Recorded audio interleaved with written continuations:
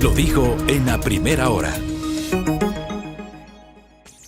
Muy bien, 6:37 en la mañana, gracias. Vamos a comenzar con el comentario sin rodeos correspondiente a la jornada del día de hoy.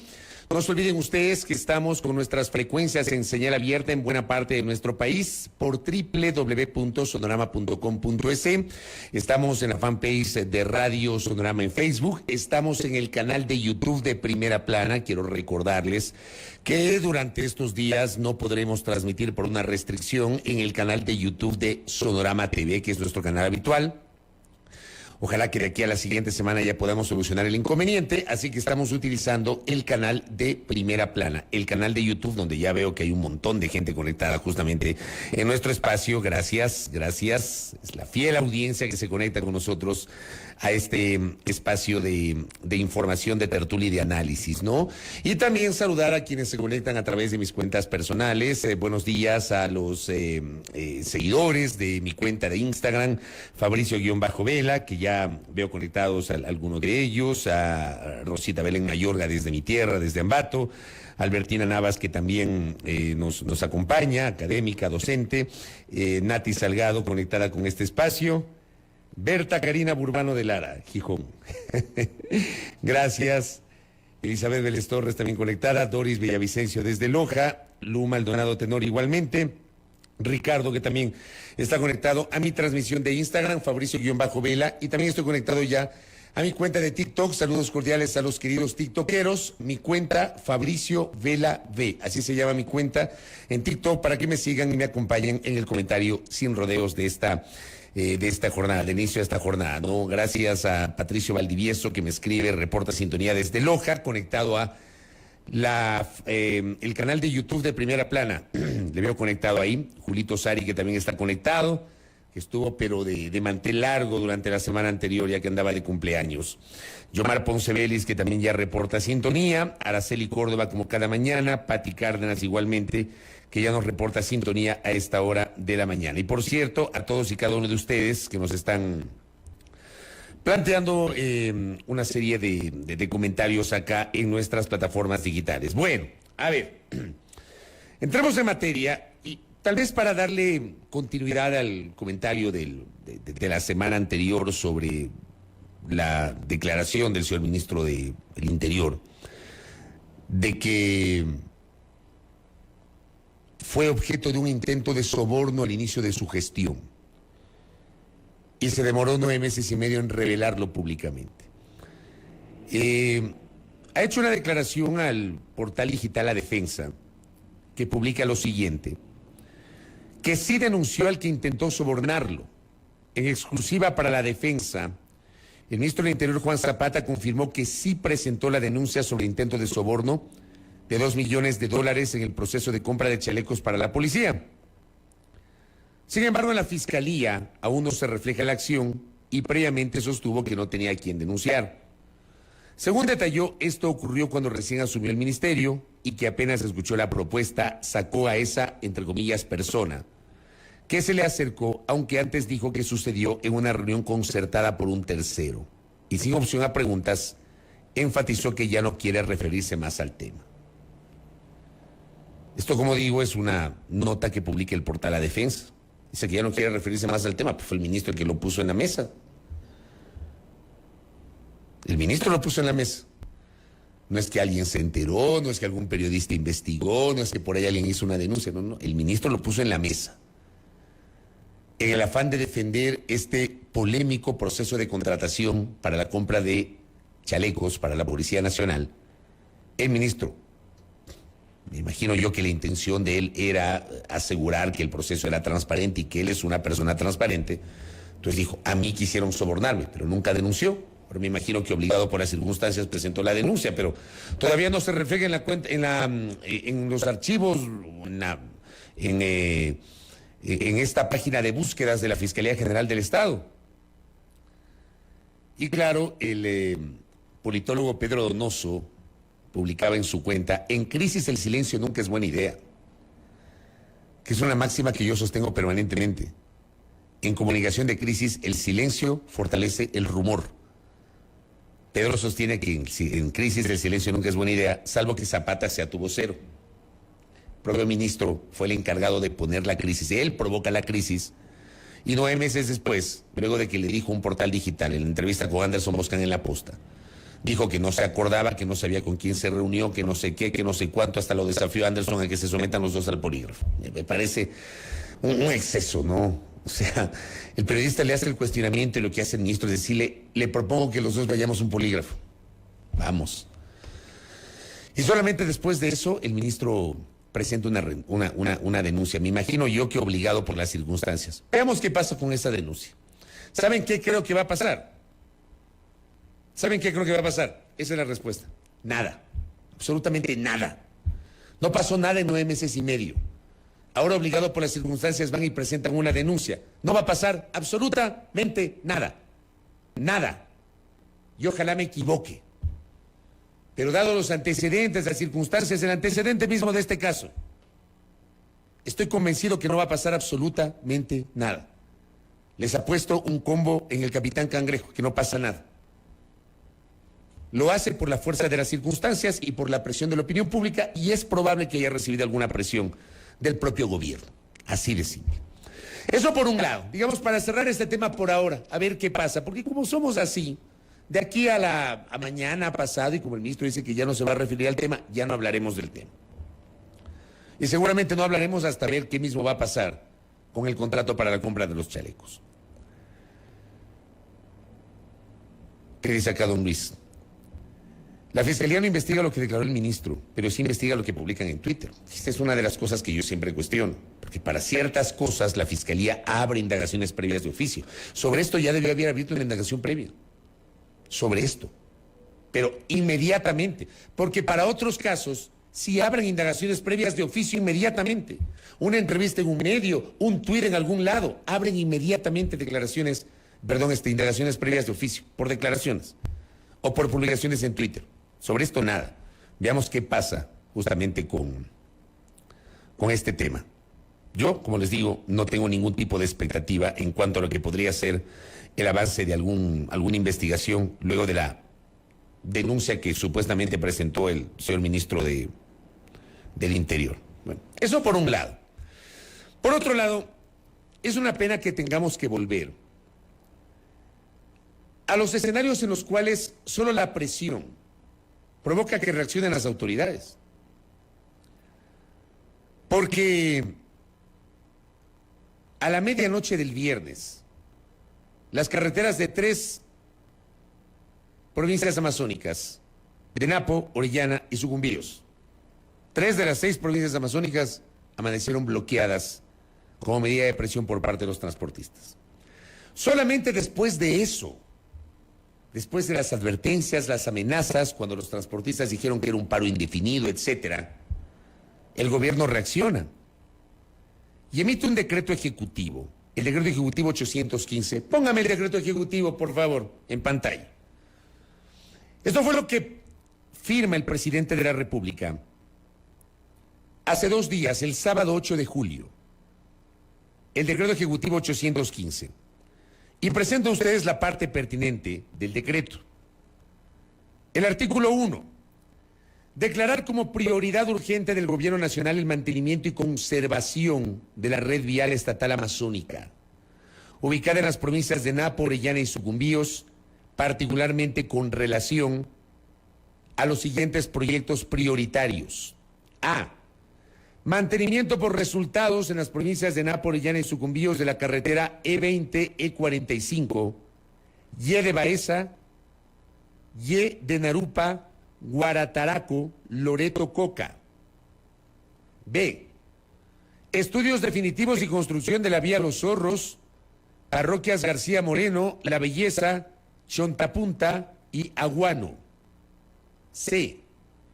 Construcción de los 6 puentes de la vía Coca-Dayuma, ubicados en los ríos Florida, Indiyama, Yandiyacu, Cóndor, Salado Bajo y Salado Alto.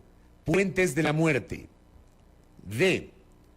Estudios definitivos y construcción de la variante definitiva San Luis el Reventador en las provincias de Napo y Sucumbíos. Luego aparece el artículo 2. Ya vamos a ir desmenuzando.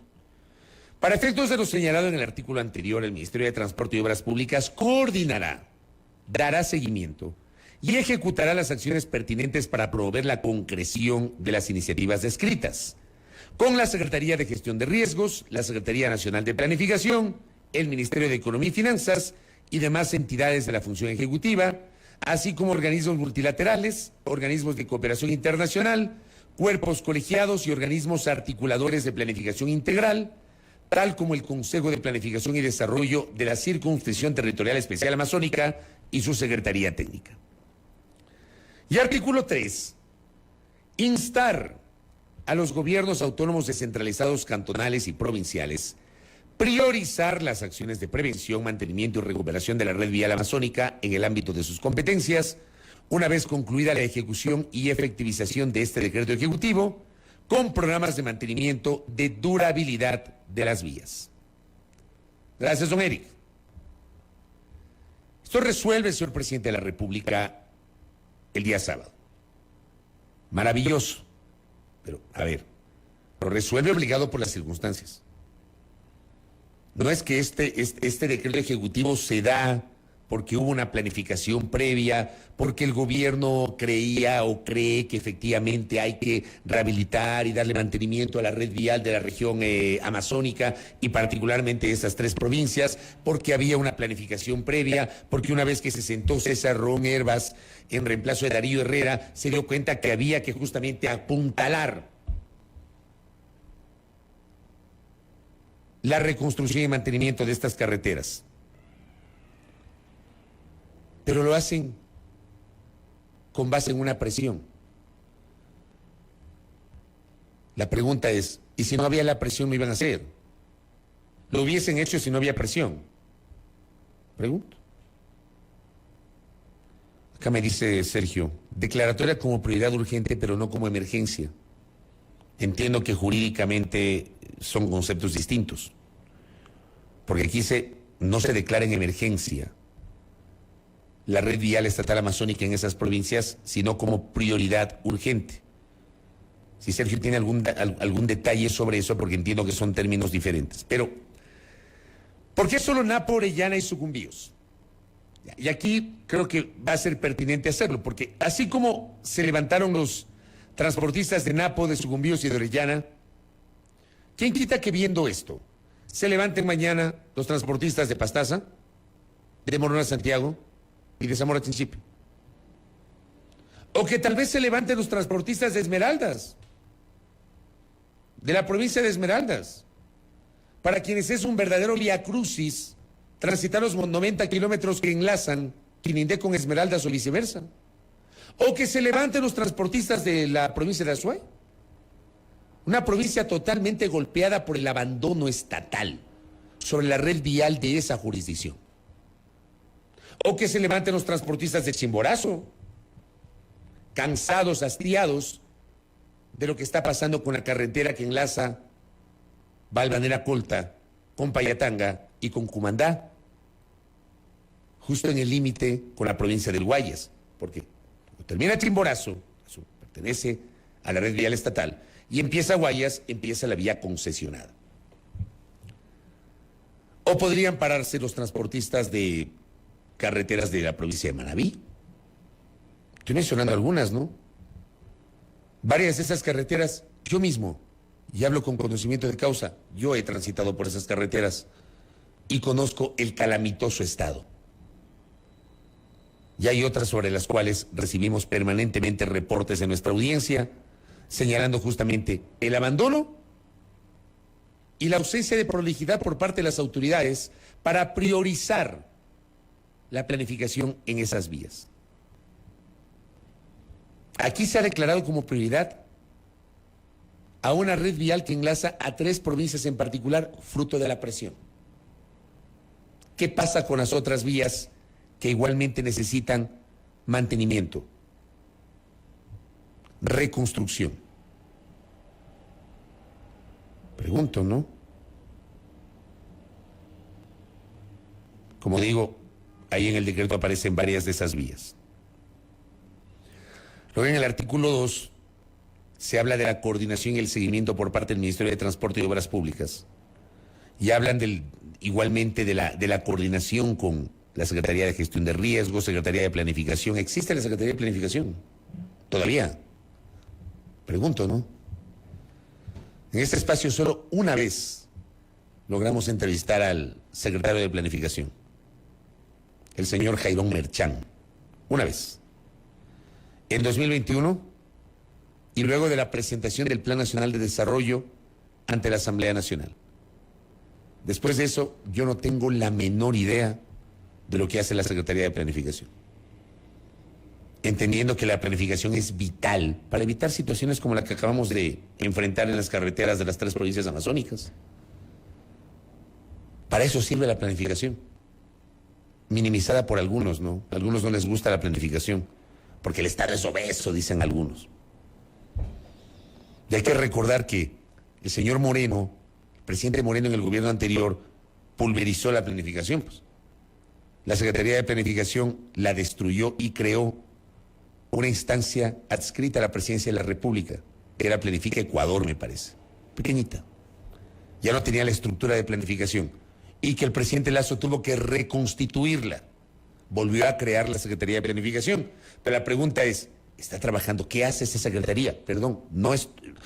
Porque ignoro, planteo la pregunta pública. Ignoro. No me atrevería a decir que no hace nada porque no sé qué hace. Me encantaría saber qué está haciendo hoy la Secretaría de Planificación de la Presidencia de la República. Ministerio de Economía y Finanzas y demás entidades de la función ejecutiva. Y hablan también del Consejo de Planificación y Desarrollo de la Circunscripción Territorial Amazónica y su Secretaría Técnica, cuya flamante presidenta es la exasambleísta y expresidenta de la Asamblea Nacional Guadalupe Llor.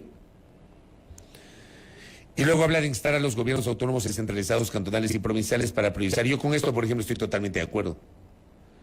Para priorizar las acciones de prevención, mantenimiento y recuperación de la red vial amazónica, porque aquí también hay un tema de corresponsabilidad, pues. El Estado central tiene una responsabilidad, evidentemente, en la red vial estatal, pero hay, por ejemplo, espacios sobre los cuales existe una responsabilidad directa de prefecturas, de municipalidades y de juntas parroquiales. Desde luego, necesitan recursos. Y con recursos no tienen ningún tipo de justificación para no hacer las obras que corresponden frente a las complejidades que estamos enfrentando. Pero como digo, se demoraron para hacer esto, para declarar como prioridad urgente, y lo hicieron presionados por las circunstancias. Ahora, la pregunta es, a este gobierno estamos 10 de julio, agosto, septiembre, octubre, noviembre, si es que no hay segunda vuelta, diciembre, si es que hay segunda vuelta, le quedan no más allá de 5 meses. ¿Les alcanzará el tiempo? Pregunto, ¿les va a alcanzar el tiempo? Esto se puede haber hecho antes, con planificación. Con planificación. Se puede haber hecho con tiempo, priorizando recursos, entendiendo las necesidades del sector de la transportación y de otras provincias, no solamente estas 3 amazónicas. Y claro, me leyó la mente Andrés, iba a hacer esta pregunta pública, porque aquí nos hablan de un derrotero con una declaratoria como prioridad urgente del mantenimiento y conservación de ese tramo de la red vial amazónica en 3 provincias. Tengo esa inquietud. ¿Por qué tengo esa inquietud? Y a ver si es que alguien nos puede contestar esta pregunta, ¿no? Me gustaría saber si ya instalaron el puente provisional de la carretera Puerto Quito a la Independencia. Pregunto, ¿no? Ignoro. Si es que alguien me puede confirmar, si tal vez tengo audiencia en Puerto Quito, tengo audiencia en la Independencia, en La Concordia, en Santo Domingo, le agradecería que alguien tuviera la gentileza de confirmarme si ya lograron poner el puente que hasta hace poco no lo habían logrado poner, y por eso estaba el tránsito interrumpido entre Puerto Quito y la Independencia, y por eso incluso hubo un siniestro de tránsito por la falta de señalización.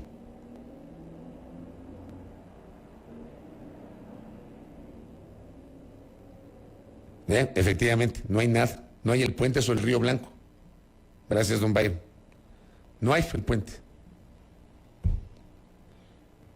Don Andrés, si usted me puede pasar el dato de cuándo fue que se cayó el puente. A ver, vamos chequeando.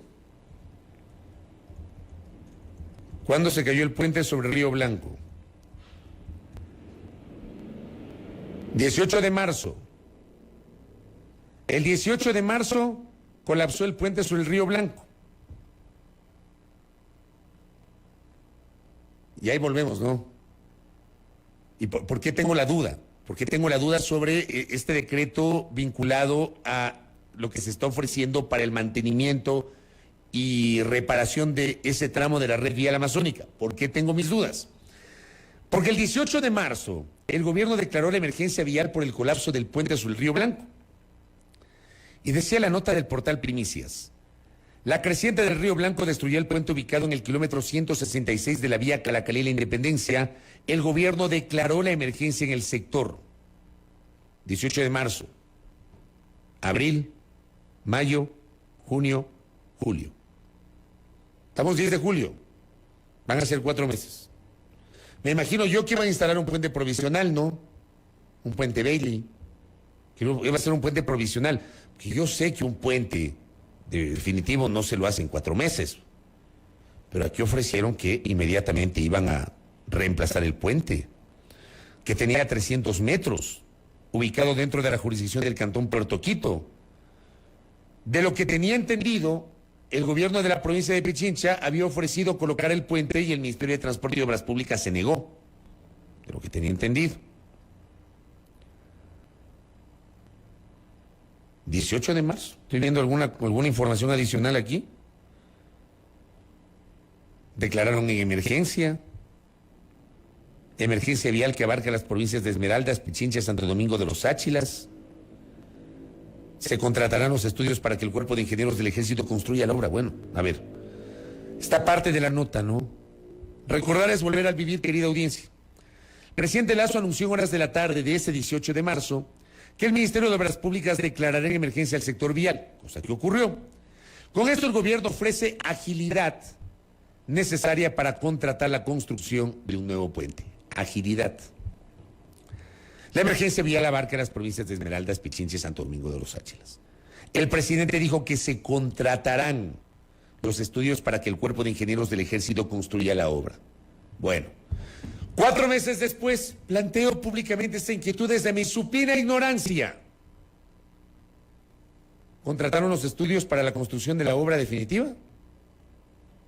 ¿En qué estado se encuentra la colocación del puente provisional? Porque acá uno de nuestros oyentes me ha confirmado, oyente de Santo Domingo de los Áchilas, me ha confirmado que no han colocado el puente. ¿Qué me dice por acá? Náutico Esmeraldas me dice Quinindé Esmeraldas, Quinindé Esmeraldas, Quinindé Esmeraldas. Vea que siempre hablo de Quinindé Esmeraldas, estimado Náutico. Siempre, ya lo dije, siempre. Me he cansado en este espacio de hablar de esos 90 kilómetros. No son 200 kilómetros, no son 400 kilómetros, son 90 kilómetros. Un dolor de cabeza para la gente. Para los transportistas de pasajeros y de carga, cuanto para los usuarios que transitan permanentemente en sus vehículos particulares. Estoy viendo si tengo alguna otra referencia acá. No hay puentes sobre el Río Blanco. Efectivamente, me confirman algunos de nuestros internautas. No hay puentes sobre el Río Blanco. 4 meses y no sabemos en qué estado se encuentra. ¿Qué me dice por acá la Pati Núñez? Yo te apuesto todos los cangrejos que te puedas comer. El mantenimiento de las carreteras en el oriente no pasa del ofrecimiento. Se la apuesta. Veamos, ¿no? A ver si usted me apuesta y yo le gano o yo le... Pero es que creo que pensamos lo mismo, ¿no? ¿Qué me dice mi doctor Guamán? Este país generoso para las controversias y circo, nunca nos cansamos de ver peleas. Dice, ahora, ¿por qué la candidata a presidenta no se ha agradado, como dicen los cánones, a los 16 o 17 y ha sido pecado no acabar la universidad en 4 años? Se refiere a la polémica, esa polémica ridícula por por a qué edad se graduó una candidata presidencial, la señora Luisa González. A mí me parece, perdónenme, yo no me voy a referir al tema. Me parece irrelevante, ¿ya? Tenemos un presidente que no tiene título universitario. Yo conocí a una persona que aprecio y respeto como el que más, el exdiputado Carlos González Albornoz. Él llegó a diputado, todavía no había terminado el colegio. ¿Y saben qué hizo? Terminó el colegio siendo diputado. E inmediatamente estudió Derecho y se graduó como abogado, y hoy es abogado. Yo no me voy a referir a eso. ¿Saben por qué? Porque nadie sabe lo de nadie. Nadie sabe lo de nadie. Referirse o hacer una polémica porque una persona se graduó no a los 17 o 18, sino a los 22 o 23 años y que se demoró no sé cuántos años. Nadie sabe lo de nadie, vean. Esa es una polémica ridícula e innecesaria. Pero ese es el país. El país se enfrasca en eso y no en discusiones como las de la calidad de la obra pública. Están pendientes de esas tonterías en lugar de reclamar que por qué han pasado 4 meses y no colocan un puente Bailey. ¿Se pueden imaginar el costo que implica para el sector de la transportación, por ejemplo, de productos de carga, el no poder utilizar ese tramo de la Independencia a Puerto Quito y tener que irse por otras vías? Porque acá, claro, hay una vía alterna, ¿no? Dentro de las vías alternas. Los bancos Las Mercedes Santo Domingo. Yo he transitado por esa vía. Un desastre, un horror. Abandonada esa vía. Pero claro, como no ha colapsado ningún puente, no importa, circulen por ahí. Circulen por ahí. Porque la vía está abierta porque no ha colapsado un puente. Esa vía es un desastre. Es un desastre. Y es una vía que permite, por ejemplo, si usted va por el noroccidente, usted sale de Quito, pasa a Calacalí, pasa a Negalito, llega a los bancos, usted puede tomar el desvío para Santo Domingo. Son 60 kilómetros de los bancos a Santo Domingo. Y a la vía Los Bancos Las Mercedes Santo Domingo. Son 60 kilómetros. Y hay unos tramos de llorar en esa vía. Es una vía alterna, porque acá no hay puente. No hay puente. ¿Qué onda con eso? ¿Qué me dicen por acá? Y acá me dicen, además, porque, como les digo, yo he circulado por esa vía. La vía Los Bancos, Las Mercedes, Santo Domingo, no es una vía de tráfico masivo, porque hay quienes prefieren darse la vuelta hasta Santo Domingo, o sea, pasar la Independencia, la Concordia, llegar a Santo Domingo y tomar la vía Santo Domingo a Loac, en lugar de arriesgarse por la vía de Las Mercedes, que es medio botada. Y acá me dicen, estaban asaltando de día y de noche en esa carretera. Esa carretera está abandonada. Y es una carretera recontra oscura. Digo, yo conozco esa carretera porque he circulado por ahí. Alguna vez hasta para conocer. Bajé a Santo Domingo y me fui por esa carretera y alguna vez regresé por esa carretera. Y acá me dice Esteban Yerobi, que obviamente tiene sus actividades vinculadas al noroccidente de la provincia de Pichincha. Por la falta del puente del cantón Puerto Quito, que está en la vía Esmeraldas, está muerto turísticamente. Muerto turísticamente. Me dice Esteban, que conoce de esas materias. Entonces, esto, querida audiencia, es parte de las prioridades que necesita el país. Y vuelvo a repetir como Catarnica lo que dije en febrero, luego de que el gobierno perdió la consulta popular. Porque lamentablemente, nuestra clase política, con excepciones, creen que la madre de todas las batallas es controlar las funciones del Estado, controlar la justicia, controlar la asamblea, hablar de la discusión política, que al común de la gente le importa un pepino. ¿Ustedes creen que a ese operador turístico de Puerto Quito, o a esos comerciantes o agricultores que quieren sacar sus productos y que no pueden porque no hay puente que enlace Puerto Quito con Independencia y les toca aumentar sus costos de mantenimiento, de combustible, los fletes, etcétera, porque les toca irse por otras vías? ¿Le interesa la discusión política? A esa gente le interesa que le solucionen los problemas. Pero aquí estamos enfrascados en la discusión política. Yo dije en febrero que luego de que el gobierno perdió la consulta popular, el referéndum constitucional para hablar con propiedad, debía dedicarse a hacer gestión. Porque esto de los puentes, esto de las carreteras, para eso no necesitas asamblea, no necesitas corte constitucional. Para eso se necesita voluntad, planificación, iniciativa y vea, meterse de una a solucionar los problemas. Pero aquí nos tienen embobados pensando que todos los problemas tienen que ver con la bronca de políticos entre políticos. Y no entendemos que hay espacios de gestión sobre los cuales el Ejecutivo tiene responsabilidad directa.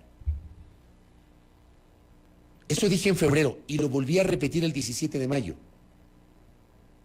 Después de la disolución de la Asamblea Nacional. Ya, se acabó la Asamblea. Van a ser 2 meses desde que el presidente Lasso, pasado 1 mes y 3 semanas, desde que el presidente Lasso disolvió la Asamblea Nacional. ¿Ya? 1 mes y 3 semanas. ¿Qué ha pasado? Es un tema de gestión. Gestión. Resulta que tuvieron que pararse los transportistas de 3 provincias amazónicas para presionar a que les paren bola. Porque no los tomaban en cuenta. Es un tema de gestión. Y al gobierno lo que le corresponde en estos 4 o 5 meses que le quedan es gestión, gestión, gestión, gestión. Para eso no necesitas ni a la Corte Constitucional y ya no tienes la Asamblea Nacional. Para eso, ¿saben qué se necesita? Voluntad política y planificación. Por eso yo planteaba la inquietud de si tenemos planificación. Y me encantaría saber en qué estado se encuentra esa planificación en la Secretaría de Planificación, cuyas actividades, insisto y me declaro ignorante, no las conozco. Acá me dice, ¿quién me escribe aquí? Para ir cerrando. Marcelo Pontón, le envío un abrazo. Me dice que la vía a los bancos Valle Hermoso está mejor, pero igual no tiene iluminación. Y me indicaron que también están asaltando en la noche. Yo regresé por esa vía la semana anterior. Aportes de nuestra audiencia. Yo hablo de algunos temas porque los conozco y conozco varias vías de este país y hablo con ese conocimiento. Y justamente con su aporte visibilizo lo que está pasando en otras vías. Mi doctor Vega dice, no pueden, no quieren, no tienen voluntad y cero planificación. Yo por eso planteaba el tema de la planificación. Veamos en qué queda esto de las vías amazónicas. Veamos, que no sea todo una suerte de venta de humo. Muy bien, 7:09 en la mañana. Primera plana. Todas las noticias, todas las voces.